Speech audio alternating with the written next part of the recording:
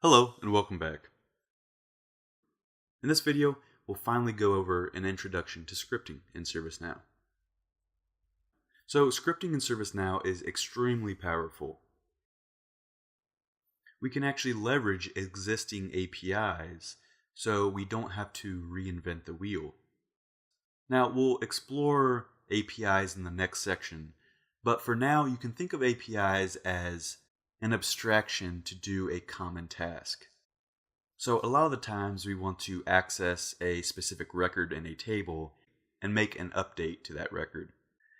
Well, as the developer, instead of writing out that entire process in JavaScript and then writing the SQL to make the initial queries and then the SQL to make the updates, etc., it turns out that there is an API or application programming interface available to us to make that job much easier, since it's such a common task to perform. These existing APIs in ServiceNow are grouped into glide classes. Scripting in ServiceNow is very flexible. There's really little you cannot customize. The ServiceNow wiki states, the ServiceNow glide classes expose JavaScript APIs that enable you to conveniently work with tables using scripts. Using the Glide APIs, you can perform database operations without writing SQL queries, display UI pages, and define UI actions. So you can think of these APIs as building blocks. They provide a blueprint to do a common task. Again, we'll talk more about APIs the following sections within this course, but for now, just be aware that they provide a framework to do common tasks. So, when is scripting necessary? While ServiceNow gives us the flexibility to customize just about anything via scripting, it's not always necessary. Usually configurations and customizations can be done without any scripting at all. It turns out it's actually best practice to avoid scripting when not required. For example, if you would like to show or hide a field on a form, depending on whether or not another field is populated, you could do this by scripting a client script. However, it's best practice to do this via a UI policy. So generally, the 80-20 rule applies to scripting in ServiceNow. 80% of the time, you can accomplish what you are trying to do without scripting. And roughly 20% of the time, scripting is required. Depending on what you're doing, this may be closer to 60-40, 70-30, or even 90-10. If you are building a lot of custom applications and/or integrations, you may be closer to 60-40. However, if your organization is trying to follow as closely to out-of-the-box as possible, it may be closer to 90-10. So customizing without scripting includes UI policies, workflows without scripting activities, creating new tables, and creating new fields. Scripting is necessary when you need to do more complex things, like creating integrations, creating complex business rules, or client scripts, creating UI actions or complex transform maps, or creating service portal widgets, or custom applications. One of the reasons ServiceNow has been so successful is due to just how easy it is to configure and customize the platform. ServiceNow is constantly evolving the platform, and there are a lot of configurations and customizations that can be applied without any scripting at all. So again, if you can achieve a configuration without scripting, that's generally considered best practice. Now I'd like to quickly cover the differences between client-side and server-side scripting. If you took my ServiceNow 101 course, then this slide will look quite familiar. So this is an important concept not just for ServiceNow, but really for any web application. Web applications are very different than your standard desktop applications, such as Microsoft Excel or a photo editor such as Photoshop. Desktop applications store the application data, such as a spreadsheet or a photo, locally on your computer's hard drive and are processed using your computer's CPU, as opposed to web applications where the data and processing happen in a data center.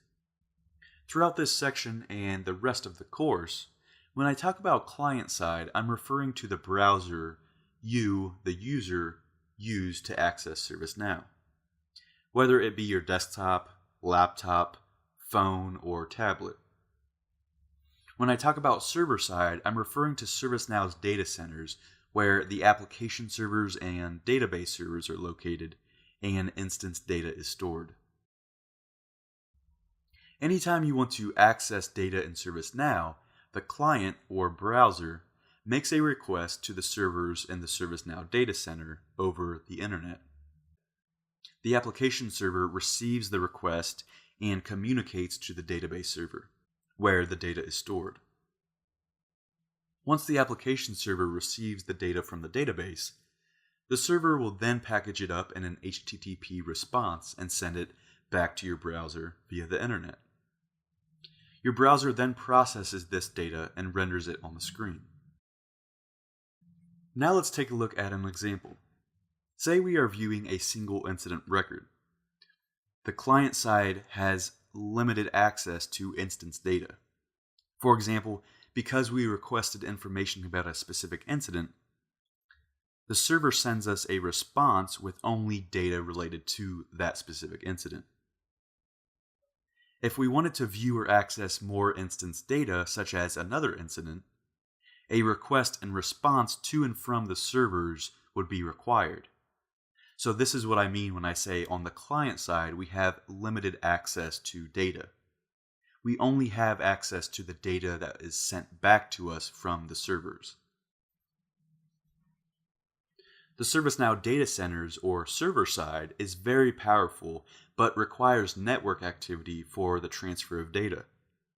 This naturally takes a bit of time to travel over the internet. The time it takes for a packet to leave your computer, reach ServiceNow's data center, and then return back to your computer is called the round trip time and can be important when troubleshooting network issues. Keep in mind that no matter how fast your internet is, there will always be a slight delay due to the round trip time. On the client side, we have access to the current form, fields and values, UI elements, or the DOM, the Document Object Model, and any client-side APIs.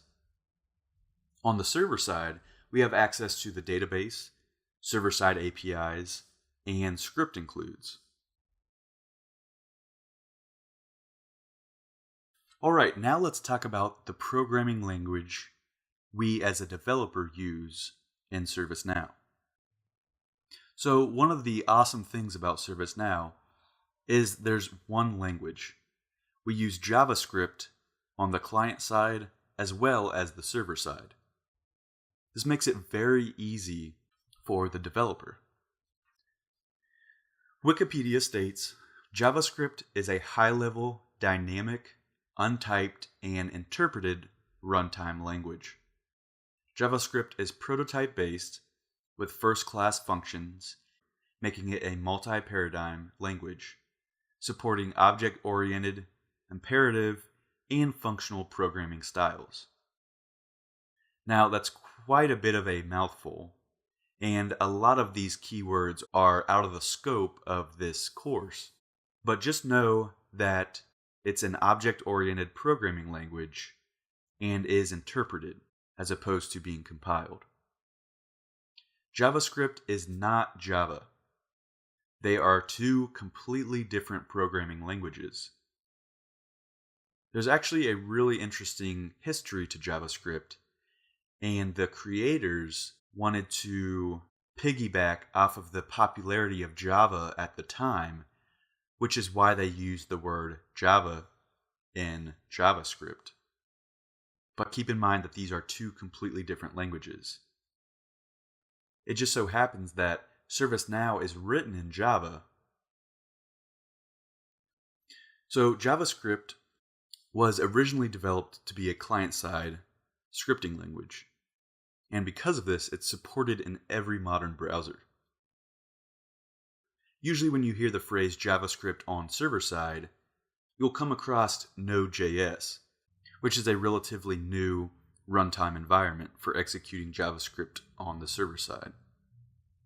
However, in the world of ServiceNow, they use Mozilla Rhino as a runtime environment for executing JavaScript. JavaScript has seen a lot of growth over the past few years due to Node.js and its relatively easy learning curve. It's actually one of the most popular programming languages in the world, and is the most popular on GitHub.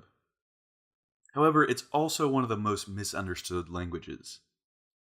If you would like to know more about this, I highly recommend checking out the book JavaScript: The Good Parts by Douglas Crockford.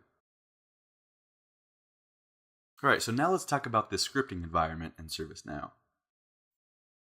So again, anytime we're writing server-side JavaScript, it's being executed on the Mozilla Rhino runtime environment.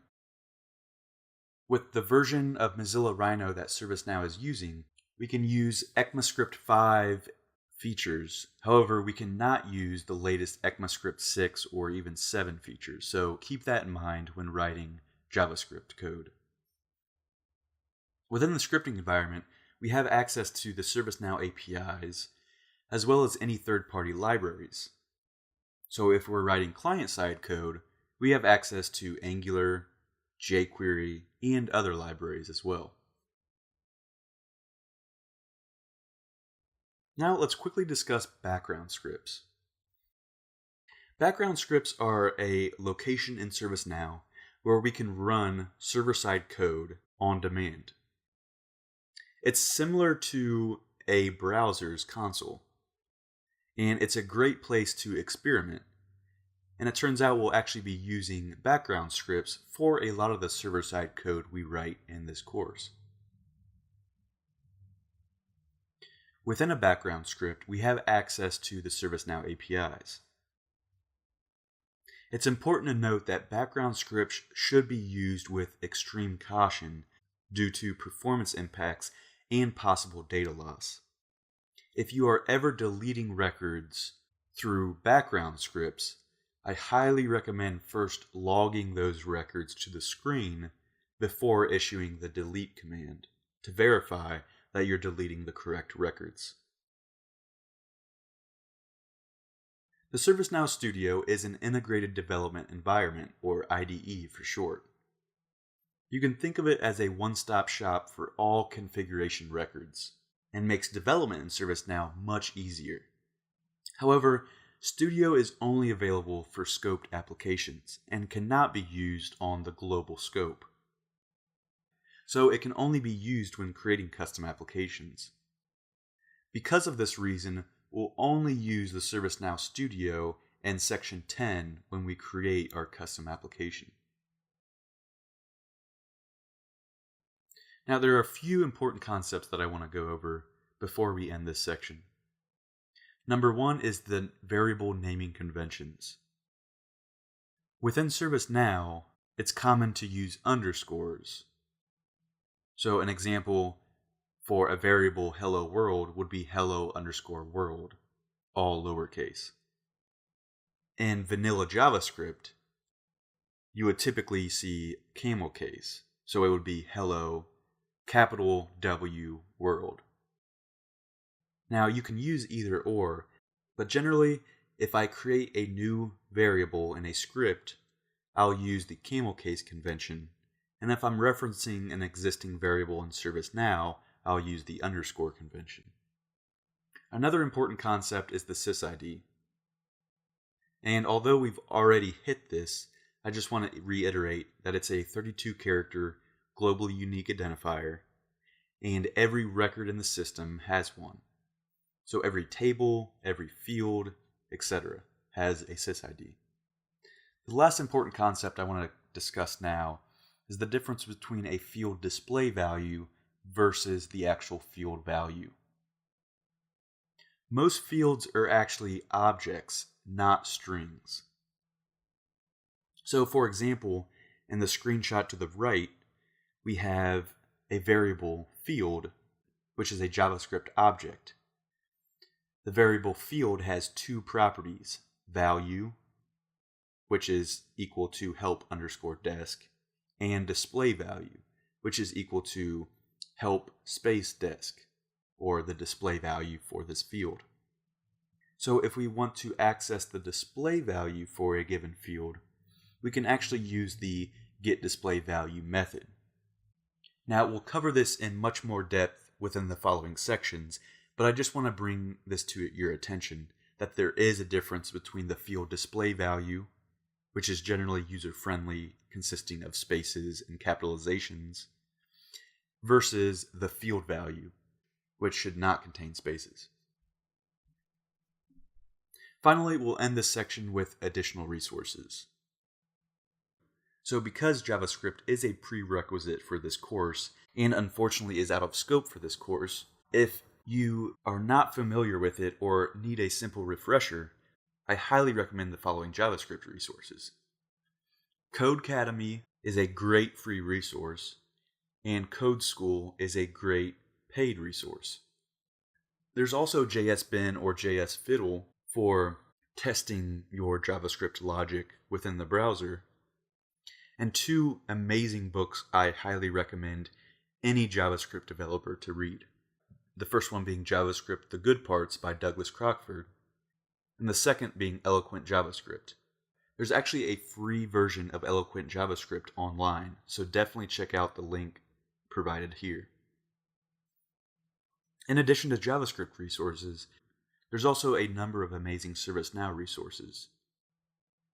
There's the ServiceNow YouTube channel, the API Docs website, the JavaScript Primer PDF, which is linked here, and many other third-party websites. Throughout this course, I'll list additional resources, and I'll have an additional resources PDF available at the end of this course, which aggregates all of the additional resources I've listed in this course.